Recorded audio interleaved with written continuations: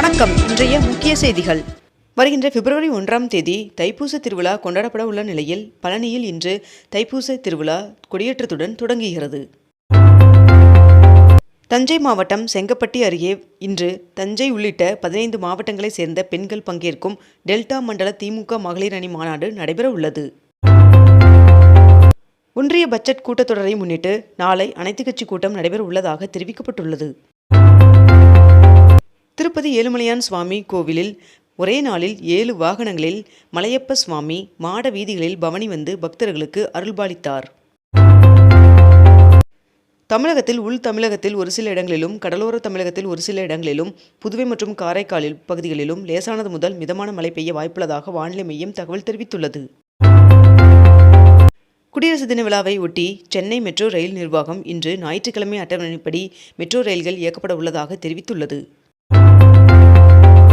தமிழ்நாட்டில் 44 காவல்துறையினருக்கு குடியரசு தின பதக்கங்களை முதலமைச்சர் மு.க.ஸ்டாலின் அவர்கள் அறிவித்துள்ளார். தமிழகத்தில் கடலோர மாவட்டங்களில் 2 நாட்களுக்கு மழை பெய்ய வாய்ப்புள்ளதாக வானிலை மையம் தகவல் தெரிவித்துள்ளது. சட்டப்பேரவை மீண்டும் கூடும் தேதியை குறிப்பிடாமல் ஒத்திவைப்பதாக பேரவைத் தலைவர் அப்பாவு அவர்கள் அறிவித்தார். வருகின்ற ஜனவரி 28ஆம் தேதி திருவாரூர் மாவட்டத்தில் உள்ள மன்னார்குடி, நீடாமங்கலம், கோட்டூர் ஆகிய வட்டங்களில் உள்ள பள்ளி மற்றும் கல்லூரிகளுக்கு மட்டும் விடுமுறை அறிவிக்கப்பட்டுள்ளது. குடியரசுத் தலைவர் மாளிகையில் இன்று நடைபெறும் தேநீர் விருந்தில் பங்கேற்பதற்கு தமிழகத்தை சேர்ந்த டாக்டர் மோகன் விஸ்வநாதன் அவர்களுக்கு அழைப்பு விடுக்கப்பட்டுள்ளது. மத்திய உள்துறை அமைச்சர் அமித்ஷா அவர்கள் வருகின்ற 28 மற்றும் 29 ஆகிய தேதிகளில் 2 நாள் பயணமாக தமிழகம் வர உள்ளதாக தகவல் வெளியாகியுள்ளது. மக்கள் நீதி மய்யம் சார்பில் மதுரையில் வருகின்ற பிப்ரவரி 21ஆம் தேதி மகாத்மா காந்தியை நினைவு கூறுவோம் என்ற மாநாடு நடத்த முடிவு செய்யப்பட்டுள்ளதாக தகவல் வெளியாகியுள்ளது. ICC T20 உலகக்கோப்பை தொடரில் இருந்து அதிகாரப்பூர்வமாக வங்கதேசம் வெளியேறியதாகவும் T20 உலகக்கோப்பை தொடரில் வங்கதேசத்திற்கு பதிலாக ஸ்காட்லாந்து பங்கேற்பதாகவும் அறிவிக்கப்பட்டுள்ளது. ஐக்கிய நாடுகள் சார்பில் ஈரான் அரசிற்கு எதிராக கொண்டுவரப்பட்ட தீர்மானத்திற்கு இந்தியா எதிர்ப்பு தெரிவித்துள்ளது. கடந்த 17 நாட்களாக சென்னையில் நடைபெற்ற பகுதி நேர ஆசிரியர்கள் போராட்டம் வாபஸ் பெறப்பட்டுள்ளது. நாடு முழுவதும் 61,000 பேருக்கு ஒன்றிய அரசு பணிக்கான நியமன ஆணைகளை பிரதமர் நரேந்திர மோடி அவர்கள் வழங்கினார். அங்கன்வாடி பணியாளர்களுக்கு ஓய்வூதியம் 2,000 ரூபாயிலிருந்து 3,400 ரூபாயாக உயர்த்தப்படும் என்று முதலமைச்சர் மு.க.ஸ்டாலின் அவர்கள் தெரிவித்துள்ளார். ஆசிரியர் தேர்வு வாரியம் சார்பில் 2026ஆம் ஆண்டிற்கான தற்காலிக தேர்வு அட்டவணை வெளியிடப்பட்டுள்ளது. இதில் இந்த ஆண்டிற்கான டெட் தேர்வு 2 முறை நடைபெறும் என்றும் அறிவிக்கப்பட்டுள்ளது. துணை மருத்துவ படிப்புகளுக்கும் நீட் தேர்வு கட்டாயம் என்ற அறிவிப்பை கைவிடக் கோரி பிரதமர் நரேந்திர மோடி அவர்களுக்கு முதலமைச்சர் மு.க.ஸ்டாலின் அவர்கள் கடிதம் அனுப்பியுள்ளார். சென்னை மாநகராட்சி பொது இடங்களில் அனுமதியின்றி மரங்கள் மற்றும் மரக்கிளைகளை வெட்டிய 6 நபர்களுக்கு 1,75,000 ரூபாயை அபராதமாக விதித்துள்ளது. வருகின்ற பிப்ரவரி 1ஆம் தேதியன்று பழனியில் தைப்பூச திருவிழாவையொட்டி மதுரை சந்திப்புகளுக்கும் பழனிக்கும் இடையே முன்பதிவு செய்யப்படாத விரைவு சிறப்பு ரயில்கள் இயக்கப்பட உள்ளதாக தெரிவிக்கப்பட்டுள்ளது. 22 கேரட் ஆபண தங்கத்தின் விலை சவரனுக்கு ஒரே நாளில் 1,600 ரூபாய் அதிகரித்து 1 சவரன் 1,18,000 ரூபாயாகவும் 1 கிராம் 14,750 ரூபாய்க்கும் விற்பனை செய்யப்பட்டு வருகிறது. இதனைத் தொடர்ந்து 1 கிராம் வெள்ளியின் விலை கிராமிற்கு 20 ரூபாய் அதிகரித்து 1 கிராம் வெள்ளி 365 ரூபாய்க்கு விற்பனை செய்யப்பட்டு வருகிறது. குடியரசு தின விழாவை ஒட்டி சென்னையில் 5 அடுக்கு பாதுகாப்பிற்கு ஏற்பாடு செய்யப்பட்டுள்ளது. பஞ்சாபில் அனைத்து குடும்பங்களுக்கும் ஆண்டிற்கு 10 லட்சம் ரூபாய் மதிப்பிலான இலவச மருத்துவ சிகிச்சை அளிக்கும் திட்டம் தொடங்கப்பட்டுள்ளது.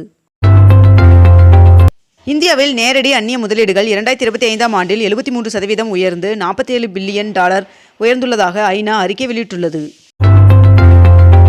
மருந்து உற்பத்தி நிறுவனங்கள் மற்றும் விற்பனையகங்களில் நடந்த பரிசோதனையில் 167 தரமற்ற மருந்துகள் கண்டுபிடிக்கப்பட்டுள்ளன. ஜம்மு காஷ்மீரில் கடும் பனிப்பொழிவின் காரணமாக ஸ்ரீநகரில் தேசிய நெடுஞ்சாலைகள் மூடப்பட்டுள்ளன. சென்னை மெட்ரோ ரயில் நிறுவனத்தின் நந்தனம் தலைமை வளாகத்தில் அமைக்கப்பட்ட பூங்கா மற்றும் விளையாட்டு மைதானங்களை துணை முதல்வர் உதயநிதி ஸ்டாலின் அவர்கள் திறந்து வைத்தார். தமிழ் மொழி தியாகிகள் நினைவு நாளை முன்னிட்டு காந்தி மண்டபத்தில் உள்ள மொழி தியாகிகள் நினைவிடத்தில் 25ஆம் தேதி அமைச்சர்கள் மரியாதை செலுத்த உள்ளனர் என்று தகவல் வெளியாகியுள்ளது. திருமூர்த்தி அணையிலிருந்து இன்று முதல் தண்ணீர் திறந்துவிட அரசு உத்தரவிட்டுள்ளது. ஜனநாயகன் படத்தின் தணிக்கை சான்று தொடர்பான வழக்கில் வருகின்ற ஜனவரி 27ஆம் தேதி சென்னை ஹைகோர்ட் தீர்ப்பு வழங்க உள்ளதாக தகவல் வெளியாகியுள்ளது. கேரள மாநிலத்தில் குருவாயூர் தேவஸ்தானத்திடம் 1601 கோடி ரூபாய் மதிப்புள்ள தங்க நகைகள் உள்ளதாக அறிவிக்கப்பட்டுள்ளது. தமிழகத்தில் மின்சார பேருந்துகள் லாபத்தில் இயங்குகின்றன என்று அமைச்சர் சிவசங்கர் அவர்கள் தகவல் தெரிவித்துள்ளார். 100 நாள் வேலைவாய்ப்பு உறுதி திட்டத்திற்கு பேரவையில் முதலமைச்சர் மு.க. ஸ்டாலின் அவர்கள் கொண்டு வந்த தனி தீர்மானம் நிறைவேறியது. தாம்பரம் திருவனந்தபுரம் இடையே மற்றும் நாகர்கோவில் மங்களூர் இடையே உள்ளிட்ட 3 அம்ரித் பாரத் ரயில்களை பிரதமர் நரேந்திர மோடி அவர்கள் தொடங்கி வைத்தார். 1,00,000 லட்சம் கோடி வங்கி முறைகேடு வழக்கில் அனில் அம்பானி அவர்களுக்கு உச்சநீதிமன்றம் நோட்டீஸ் அனுப்பியுள்ளது. பிப்ரவரி 7ஆம் தேதி இந்தியாவில் தொடங்க உள்ள T20 உலகக்கோப்பை தொடரில் பங்கேற்கப் போவதில்லை என்று வங்கதேச கிரிக்கெட் வாரியம் அதிரடியாக அறிவித்துள்ளது. தமிழகத்தில் சென்னை, கோவை, மதுரையில் 200 கோடி ரூபாய் செலவில் குப்பைகளில் இருந்து மின்சாரம் தயாரிக்கும் திட்டம் தொடங்கப்பட உள்ளதாக தகவல் வெளியாகியுள்ளது. இண்டிகோ விமான நிறுவனத்தின் மூத்த துணைத் தலைவரை பணி நீக்கம் செய்ய டெல்லி உயர்நீதிமன்றம் உத்தரவிட்டுள்ளது. நாடாளுமன்ற பட்ஜெட் கூட்டத்தொடர் நடைபெறுவதற்கு முன்னதாக வருகின்ற 27ஆம் தேதி அனைத்துக் கட்சியின் ஆலோசனைக் கூட்டம் நடைபெற உள்ளதாக தகவல் வெளியாகியுள்ளது.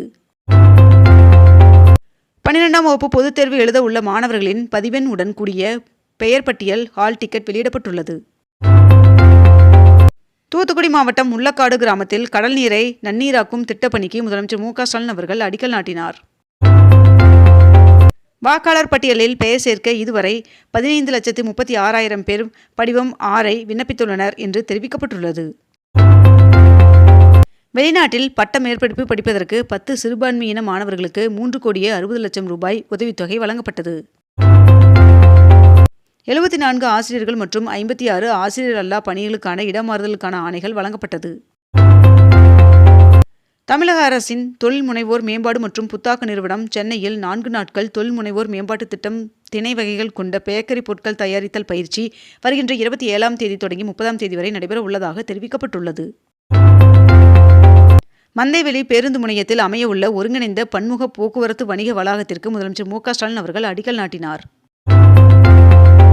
அனைத்து EV கார்களிலும் செயற்கை ஒளியை கட்டாயமாக்கியது ARAI அமைப்பு. முதலமைச்சர் மு.க. ஸ்டாலின் அவர்கள் சென்னை தலைமை செயலகத்திலிருந்து பல்வேறு துறை சார்ந்த திட்டங்களை தொடங்கி வைத்தார். குடியரசுத் தலைவர் மாளிகையில் உள்ள அமிர்த தோட்டத்தை பொதுமக்கள் பார்வையிட பிப்ரவரி 3ஆம் தேதி முதல் மார்ச் 31ஆம் தேதி வரை அனுமதிக்கப்பட உள்ளதாக தகவல் வெளியாகியுள்ளது. தூத்துக்குடி மாவட்டம் முள்ளக்காடு கிராமத்தில் கடல் நீரை நன்னீராக்கும் திட்ட பணிகளுக்கு முதலமைச்சர் மு.க. ஸ்டாலின் அவர்கள் அடிக்கல் நாட்டினார்.